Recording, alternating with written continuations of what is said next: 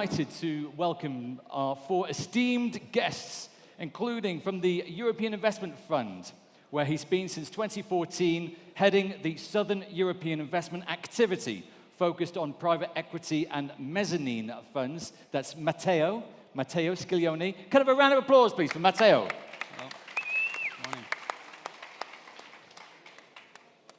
Also delighted to welcome a senior partner at Argos Wityu in the successful launch of the Argos Climate Action, a fund focusing on acquiring small and mid-sized European companies. And apparently, he's both English and French, so thus divided down the middle when it comes to the World Cup. So, Jack, who are you supporting in the World Cup? Well, France is eliminated, so obviously England now. Yeah, that's the correct answer. That's Jack Azoulay. Bad answer, man. Also on our panel today, we've got the Group Climate Director and Private Equity Manager from Tikehau Capital. He is indeed the Group Climate Director, and with more than 21 years of experience in the energy transition sector. Ladies and gentlemen, I present to you Pierre Abadie. And finally, representing Finance in Motion, we have their Head of Business Solutions and Partnerships. Olivier provides leadership, strategic direction, and overall management in the build-out of Finance in Motion's private market business. It's Mr. Oliver Heiland. Thank you. Over to you. Yeah. Thank you. So good afternoon, all. So we are here today. Thanks for joining this panel on the path to net zero. I'll just spend 2 minutes just to give you my perspective, and then I'll pass the ball to the experts. So we are talking about reaching net zero by 2050. This is the best chance that we have to avoid the worst effect of climate change, to limit the climate change, the global warming to 1.5 degrees above the pre-industrial level. But this is perhaps also the largest, greatest challenge that humankind has ever faced, I think, in the modern age. We have made a lot of efforts, we are making a lot of efforts, but the progresses are still happening at far too slow pace. We need to have an holistic approach to this challenge. We, as all individuals, we need to change our habits. We need the institutions, the regulators to stimulate the market as much as they can. We need the entrepreneurs to focus on the decarbonization of their businesses. And us in the financial sector, we need to really put effort and direct our financing into this structural transition that is crucial for us. It is estimated that we need 4 to 6 trillion euro to make this happening per year from now until 2050, but the current investment pace is only 2 trillion. So we really need to accelerate, and private capital is crucial to do this. It's crucial because it has all the instruments necessary to create impact now, short term, but in the medium and long term as well. We have venture capital investing in breakthrough technologies that will be crucial to make the impact and to change the climate change curve probably after 2030. But if we want to change and to reach the interim objective of 50% GHG emission by 2030, we need to invest in the scale-up of the technologies that are existing. And this is why we need private equity, we need infrastructure, private debt, together with venture that is looking at the long term. So today I have the honor here to be with some of the private capital players that are at the front of climate change, of decarbonization. I personally believe that they are successful and inspirational business cases for the entire community. So I will start by asking them what are their perspective on climate change and what they believe are the challenges and drivers to achieve this net zero. Maybe Jack, you start? Yes, thank you, Matteo, and hello to everyone. Actually, I would like to mention 2 challenges, if I may. The first one is the one you were talking about, which I think will resonate a lot with people in this room and in this conference. It's an investment challenge. You were mentioning the figures worldwide of investments that are needed. Today, as we all know, we're already around 1.2 degrees in terms of global warming. But what people sometimes don't know is that it's not the same pace around the world, and actually things are going even faster in Europe. We're already at over 2 degrees, which means that current trajectory bringing us around 2.8, 3 degrees by the end of the century means 4 to 5 degrees is a minimum for Europe, with catastrophic consequences, as many of us well know. We talk a lot about 2050 and net zero is the theme of this roundtable. I like to focus more on things that we can do now, today, because 2050, maybe a lot of us won't be working or investing anymore. 2030 will still be around for many of us. In 2030, at European level, if we want to reach net zero by the middle of the century, we have to reduce by 55% our emissions compared to 1990. We've done about half in the first 32 years. We need to do the other half in 8 years, which means we need to go 4 times faster than we have in the past 3 decades. And that's the figure, you were giving the figures worldwide. For Europe, it's 800 billion euros each year of investments that are needed. That's, if you remember what we did after COVID at European level with the resilience and recovery facility, that was 750 billion, one shot. It was a huge investment plan. We need to do more than that each year in the next decade to reach our decarbonization target. So clearly, and for all the investors here, it's the biggest investment opportunity of the coming years. It's something that we need, but it's also a great opportunity because many of these investments can be very profitable. Now, the second challenge is where to invest. And so far, a lot of money has been flowing on what you see here on the left, which is green tech, renewables. If you want to, I don't know, open a gigafactory for batteries or a hydrogen electrolyzer, I don't think you'll have any difficulty finding people around here to lend you or invest the money in your project. There's a lot less money flowing towards transforming the existing economy. Yet that's absolutely crucial. I mean, if you think of what the world will be in 2030 or even in 2050, my guess is that it'll be pretty similar to what it is today, meaning that we'll still be sitting on chairs in buildings, drinking in glasses, meaning that all the companies that make all those goods, that make the chairs, that make the buildings, that make the logistics, the industrial companies, all those companies that exist today will still be there in 10 years, in 30 years. They'll just have to do the same as they're producing today in a far less carbonized way. And that is an absolute key challenge. To me, it's the second challenge. Of course, we need green electricity, and it's great to have that. Of course, we need climate tech, but we also need, it's not just plug and play. You also need to deeply transform the way that we produce everything that we produce today if we want to reach our collective targets. Yeah, very good. Thanks a lot, Jack. Pierre, what are your perspectives on net zero? Yeah, I mean, I more than agree with what have been said so far, and it's a very good introduction to the systemic change that we need. So you can see those are my favorite slides, in fact, from the International Energy Agency, very colorful. So it's not a rainbow coming from a unicorn. It's basically, you know, our current blood system, or the blood system of the economy. What you've got on the left-hand side here in 2021 is the snapshot of what's going on today with just a fair assessment of the situation. So the world today is made of purple, black, and light blue. Those are fossil fuels. The world as it stands today is 80 to 90% fueled using fossil fuel. Then you transform this fossil fuel into products like diesel or electricity that you can see on yellow. And then those are used on what Jack was just mentioning, which are the end user. And the end user, there is 3 main types: transport, industry, and buildings.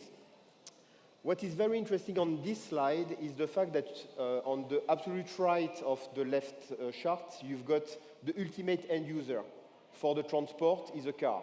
For an industry is cement. For a building is residential. What you can see is that the purple will go to the car itself. Why? Because we've got a fossil fuel engine inside. If you look at the industry, you will see that the coal or the oil or the gas will go to the industry itself. Similarly, on the building, you will see that the gas goes to the building itself. So even if today I take my hat of climate extremist, I take my magic wand of being able to displace fossil fuel with renewable, So you see there is two very thin lines on the bottom, which are the solar and the wind. This is what we are talking about every day on all the medias. They are just a thin line. Imagine that suddenly I make them very big and I displace the fossil fuel. The result tomorrow morning would be to stop 99% of the transportation system, 70% of the industry, and I would be cold or hot in 30% of the building. So the critical change to be made, they are very boring, but ultimately is first of all the demand side. You need to change what we call a converter of energy. Sorry, I'm an engineer, so I'm very boring. But energy in physics is defined as the measurement of transformation. That is the definition of it. In fact, energy is used to transform something into something else. That's the role of our industry. We've got two main converters of energy. One that is transforming fossil fuel into movement. That is called an internal combustion engine.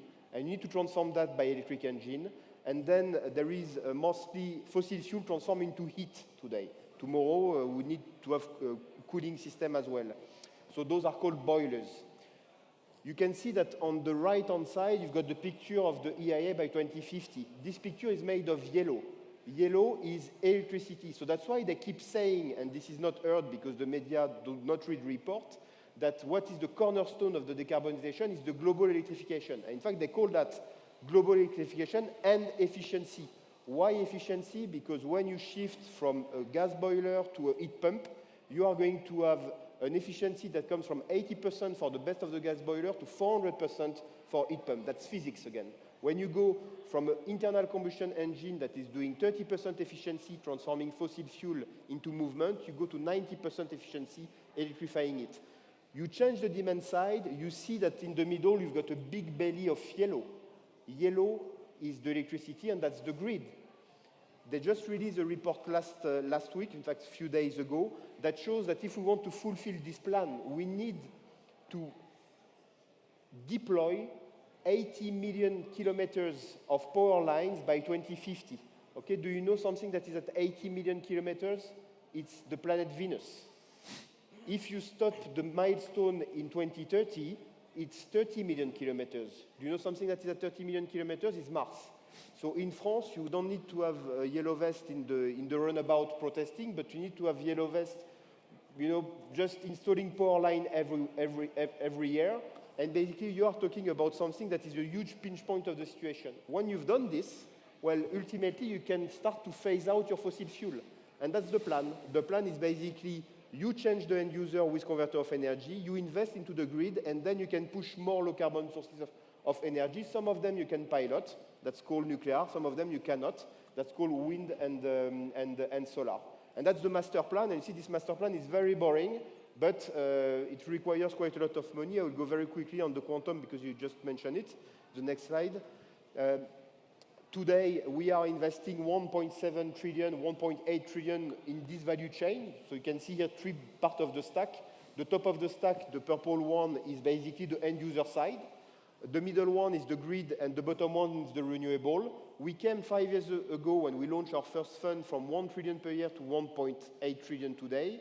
What would be required is 4 trillion globally. So that's why we've got a huge, I would say, finance gap to bridge, and it's up to us to do it. Very good. Thanks a lot, Pierre. And Oliver, you have a global strategy to invest in emerging markets. Your perspective from outside Europe. Yeah, thank you, Matteo. I would like to just outline maybe two thoughts, because we've heard already a lot on what I would basically underwrite as well. So one is the sense of urgency, and the other one is an opportunity for alternative value creation.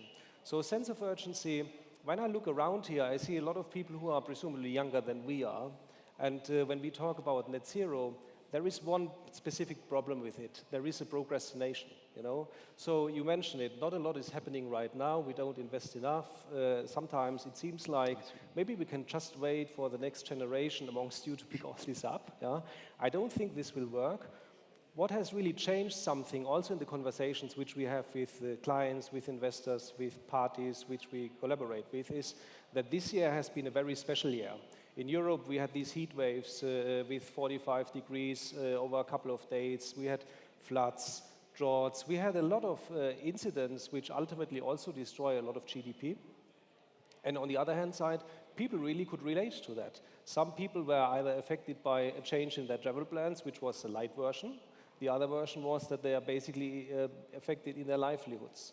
So one of the things I think which ultimately also helps us to realize is that we need to act now. The other point is, and this is a major driver also for the value creation part, we are pretty much focused when it comes to net zero with ultimately reducing carbon. But what we are not so much focused on is removing carbon from the atmosphere. So all this carbon, which we've all basically been emitting over the last couple of decades, is still out there. And net zero is about balancing these two out, reduction and removal. So what I've done here, if you just move on to the next slide, please. Just two examples. Of course, we are in green energy, we are investing in climate change. We have brought two examples which seem a little bit more remote for private equity conference, but actually they're very relevant. Why are they relevant? If you look at land use principally accounts for 30% of our current greenhouse gas emissions. So there is a lot of value which we can create from sustainable land use. We have a lot of water scarcity problems in many countries globally, but now we are also facing severe droughts, for example, in Europe. So there is also a lot of value creation which we can add by, for example, sustainable agriculture. So what we are basically doing in working with our portfolio companies, there is a lot of capacity building happening.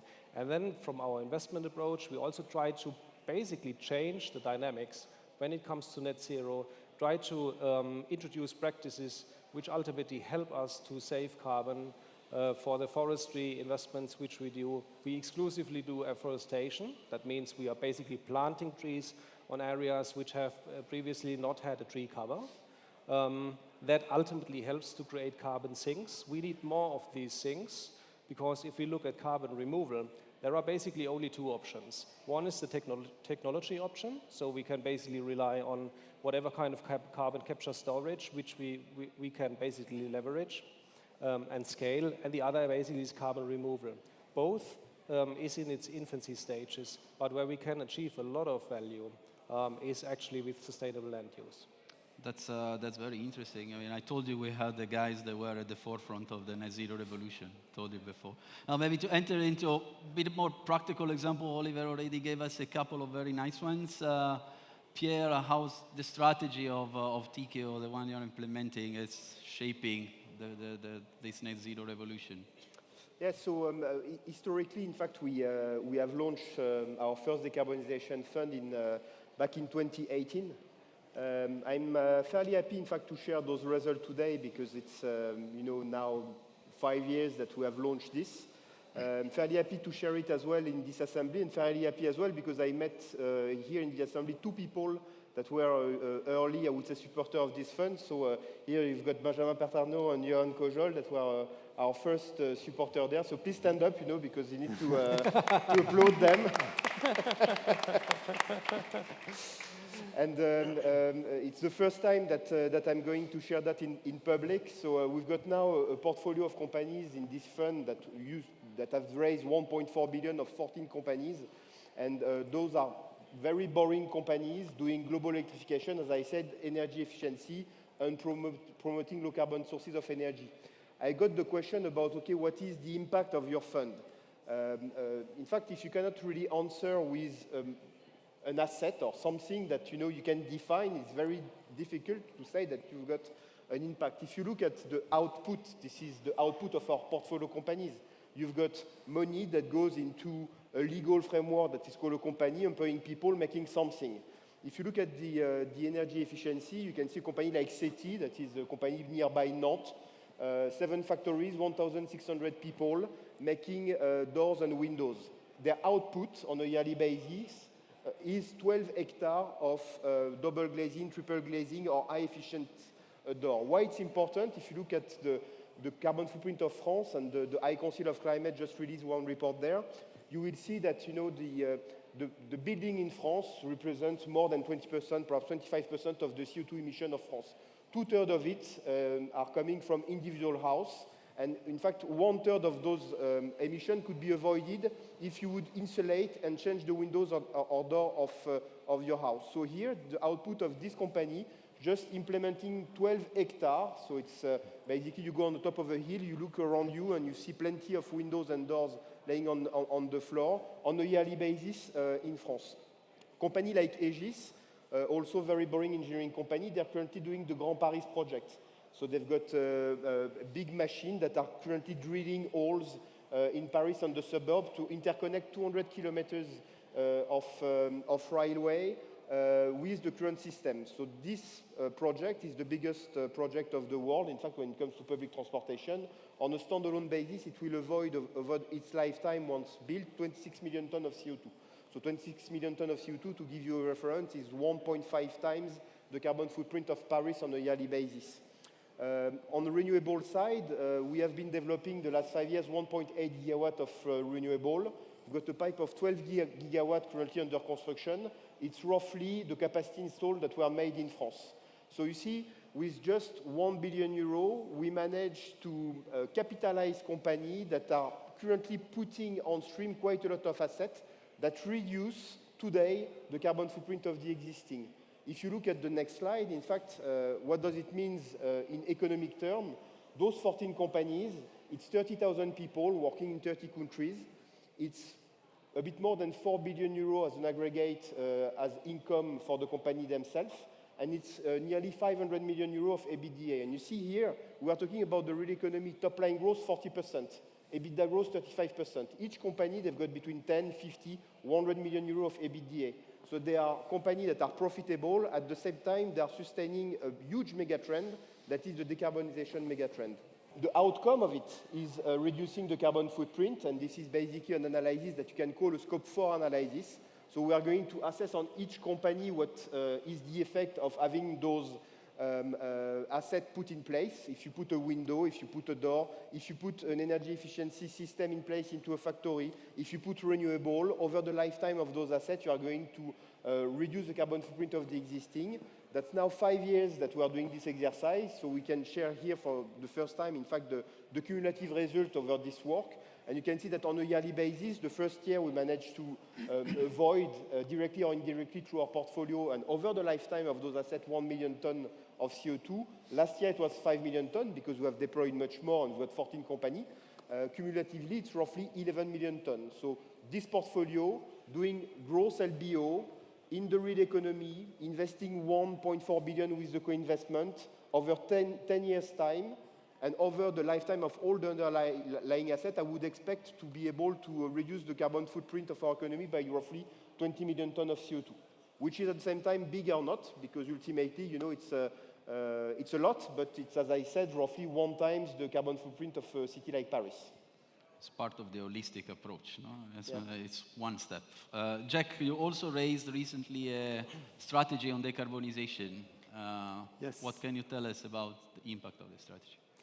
Absolutely. I was mentioning earlier the need to help companies make their grey to green transition. Actually, this is particularly true for small and mid-sized companies. If you take a large company like Carrefour in France, for instance, they've committed to reduce their carbon footprint by 40% by 2025. Then they built a plan, and they realized that by putting doors on all the fridges in the supermarkets, solar panels on the roofs and on the parking lots, etc., they could reduce, do you know how much? Less than 3% of their full carbon footprint. Why? Because 97% is actually from their suppliers, from the people that produce the goods that are sold in Carrefour, and from the logistics. And those are mainly small and mid-sized companies. Those small and mid-sized companies represent half of Europe's GDP, but more than 60% of scope 1, 2, and 3 emissions. We wanted to know how prepared they were to this decarbonization path, so we paired up with BCG and launched what we call the Climate Transition Barometer, which we released it just last month. If you don't want to read the whole report, you just have the 3 figures, main figures here. First very positive conclusion is that more than 80% of the executives in these European countries of small and mid-sized companies say that decarbonizing their company is either important or crucial. And of these 84%, more than 7 out of 10 see it as an opportunity rather than a risk or a constraint. So that's extremely positive. It means that all the change management convincing them that they need to move is mostly behind us. The less positive aspect is the last figure you see at the bottom here. only 1 out of 9 of these CEOs of small and mid-sized companies have already started really acting, measured their footprint, built a decarbonization plan, and started investing to reduce their carbon footprint. Which means that most of the CEOs that we meet are actually somewhere in between. They know they have to act, but then haven't really started acting or not in a structured way. When we ask them why they're not acting, 3 main hurdles.